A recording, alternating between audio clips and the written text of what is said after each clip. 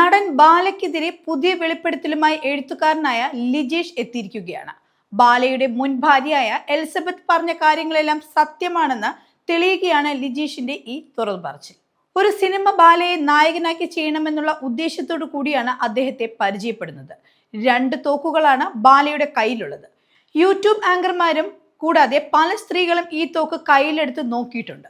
ഇദ്ദേഹത്തിന്റെ ഗസ്റ്റ് ഹൗസിൽ എപ്പോഴും സ്ത്രീകൾ ഉണ്ടാകും. കൂടാതെ ചാരിറ്റിക്കായി നൽകുന്ന പണം ബാലയെടുത്ത് മദ്യപിക്കാറുണ്ടെന്നും ലിജീഷ് പറയുന്നു. ഒരു കരൾ ദാതാവിന് നൽകേണ്ട പണം ബാലയുടെ സഹോദരനാണ് നൽകിയത്. ബാല നല്ലവണ്ണം മദ്യപിക്കുന്ന പ്രകൃതക്കാരനാണ്. പലതവണ അദ്ദേഹത്തിനായി താൻ മദ്യം വാങ്ങി നൽകിയിട്ടുണ്ട്. 30 ബിയർ വരെ വാങ്ങിക്കൊടുത്ത ദിവസവും ഉണ്ടെന്നും അദ്ദേഹം പറയുന്നു. 5 എണ്ണം കുടിക്കുമ്പോൾ താൻ 1 എണ്ണമാണ് കുടിച്ചിരുന്നതെന്നും ലിജേഷ് വ്യക്തമാക്കുന്നു. താൻ ഒരു സിനിമ ചെയ്യാൻ വേണ്ടി കുറെ സംവിധായകരെയും നടന്മാരെയും അടുത്തു പോയിട്ടുണ്ട്. പക്ഷെ അതൊന്നും നടന്നില്ല. അങ്ങനെയാണ് താൻ വളരെയധികം ആരാധിച്ചിരുന്ന വ്യക്തിയായ ബാലയെ പരിചയപ്പെടുന്നത്.